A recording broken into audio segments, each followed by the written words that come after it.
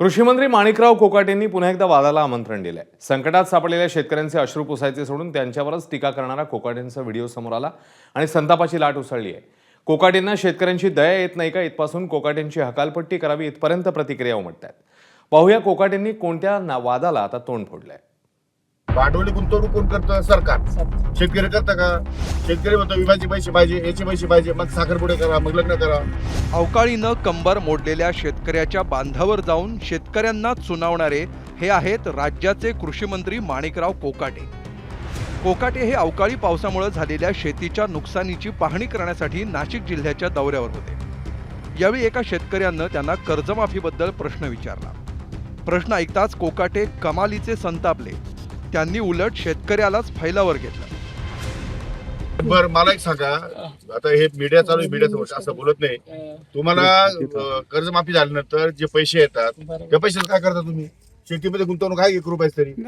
सरकार शेतीमध्ये गुंतवणुकीला पैसे देणार तुम्हाला। आता कोकणाच्या माध्यमातून तुम्हाला पाईपलाईनला पैसे आहेत, इरिगेशनला पैसे आहेत, तुम्हाला क्रॉपला पैसे आहेत, शेततळ्याला पैसे आहेत, सगळ्याला पैसे आहेत। भांडवली गुंतवणूक कोण करतं? सरकार।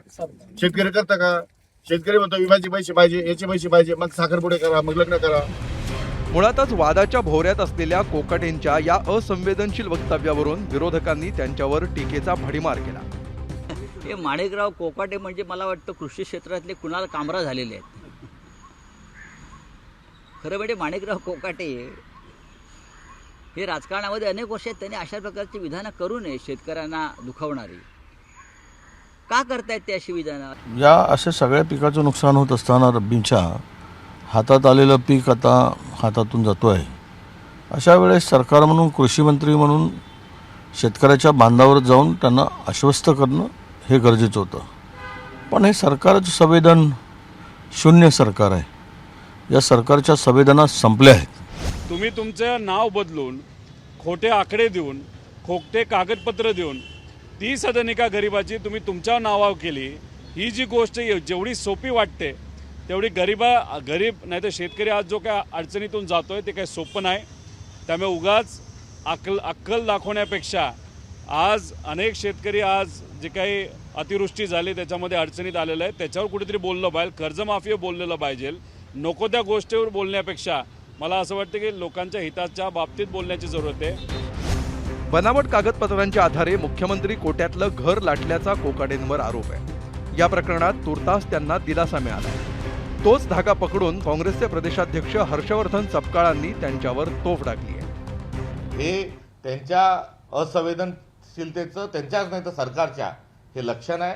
आणि वैचारिक आर्थिक दिवाळखोरी तर महाराष्ट्राची निघालेलीच आहे, मात्र आता वैचारिक दिवाळखोरी निघालेली आहे, सभ्यतेची दिवाळखोरी निघालेली आहे। आणि आता स्वतःच आम्ही सर्व आणि आम्हालाच सगळं समजतं। हा खाक्या जो आहे हा त्यांच्या कृषी मंत्र्यांच्या माध्यमातून आला।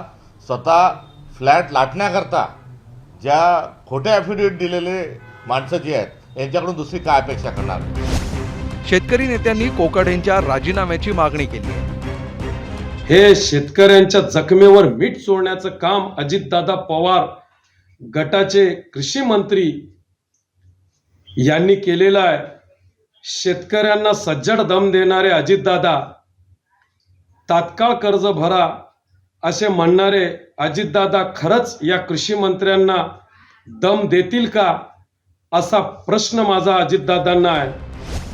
कोकाटेंच्या या वक्तव्यानंतर राज्य सरकारवर शेतकऱ्यांची क्षमा मागण्याची वेळ आली आहे। मित्रपक्षांनीच कोकाटेंना जीभ आवरण्याचा सल्ला दिलाय। कुठल्याही मंत्री महोदयांनी शेतकऱ्याच्या जखमेवर मीठ तोडू नये। शेतकऱ्याचं नुकसान झालं त्यांना नुकसान भरपाई देणे सरकारची जबाबदारी आहे। त्याबद्दल सरकार हे पाठीशी उभा आहे शेतकऱ्यांच्या, आणि शेतकऱ्याचे पंचनामे करून त्यांना मदत देणे ही सरकारची जबाबदारी आहे। त्या जबाबदारी मी पार पाडू।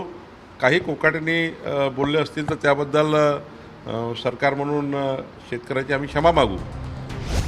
शेतकऱ्यांना कर्जमाफी देणं शक्य नाही असं उपमुख्यमंत्री अजित पवारांनी स्पष्ट केलं होतं।